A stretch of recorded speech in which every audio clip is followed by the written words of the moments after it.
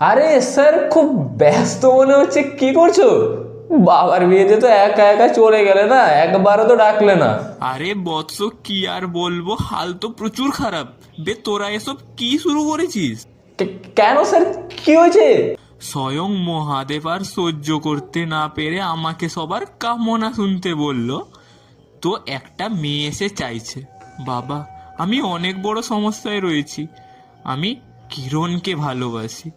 আবার আজই শ্যাম আমায় প্রপোজ করলো। তাকে আমি ছোট দেখে ভালোবাসি।